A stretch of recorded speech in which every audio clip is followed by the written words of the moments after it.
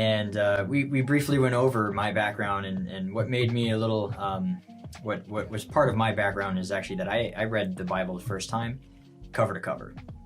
And so I was familiar enough with the sacrificial system, but at the time I was satisfied with the answer that, Jesus was all of these, and so it's done with. But I at least had a familiarity, and so when I began to go back and question everything, I knew where to start. And it was it's those things where like you knew it, but until somebody pointed it out, you didn't realize that you knew this kind of thing. Yeah. It's like when I tell people, well, Jesus was Jewish, and some people just go, I knew that, but I never really considered that. It's like a mind-blowing moment when you ask somebody, well, what religion was Jesus? And they're like, well, he was Jew. Oh.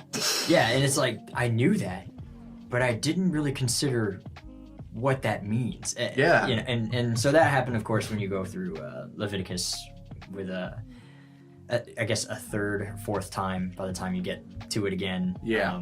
It is a bit of a monotonous book. Going through it the first time is just super boring. I'm not even going to lie. Numbers is more exciting than Leviticus. That's saying something. And that is saying something.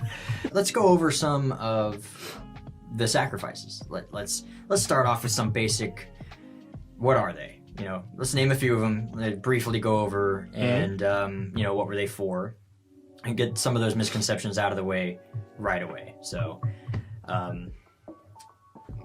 lead the way there. I was going to say, probably start with the most commonly understood one by Christians, the sin offering.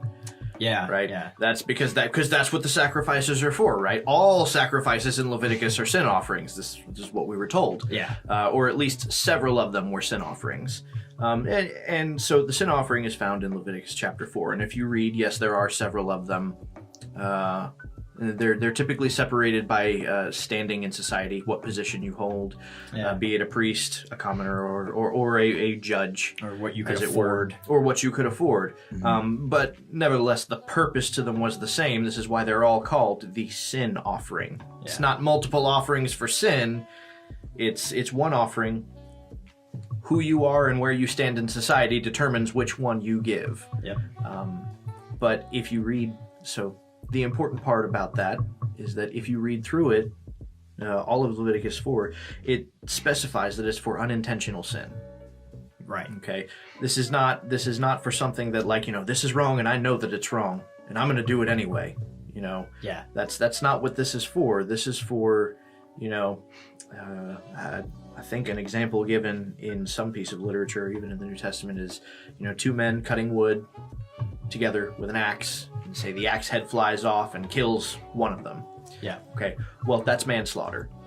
But he didn't mean to kill the guy. Sin offering. That's, Yeah. Or like carelessness leading to sin. Like if it was unintentional, but you didn't have like the wherewithal, you weren't being extra careful. Or even ignorance. Yeah, or even ignorance. This is an example of, I think technically the guilt offering is for ignorance.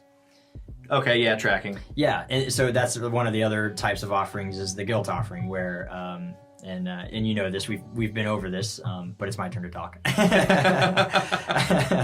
But the guilt offering is for when you find out that something you did was a sin. Yes. And so you didn't know it at the time, so you're not guilty of like even unintentional sin, but now that you know that it is a sin, you give a guilt offering. It's not because you are guilty, but it's because you now are aware of an unintentional set of guilt.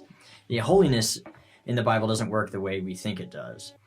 Whether or not you knew you were sinning doesn't matter in the presence of the Almighty, of the Holy God. Unintentional or not, it still makes you it makes you more distant from God, whether or not you know it. And that's what these are kind of to make up for a little bit. And we'll get into more of that in a little bit. It's kind of like when you have dirt on your face, you don't see that, but everybody else still does, and you're still dirty whether or not you know it. And once you find out, the first thing you do is wash your face off, right? So, and then we have the peace offering, which is, or sometimes it's called a fellowship offering. Yes. And that one's one of my favorites because the reason you would give that one is because. Yeah. It's a gift. Yeah. It's literally just a, hey, I feel like doing this. Yeah. I'm going to go do it. What's the reason for this offering? Love God. Cause. Yeah. Really love God, want to do something awesome for him. Just wanted to eat in his presence. Yep. The idea was to have fellowship with God and That's go to his table and eat with God. that's why dining with people in a Semitic culture especially is such an intimate thing. When you have dinner with someone, that's, man, they're close to you, or like you want to be close to them. You're trying to create a bond of fellowship that you don't have with just anybody.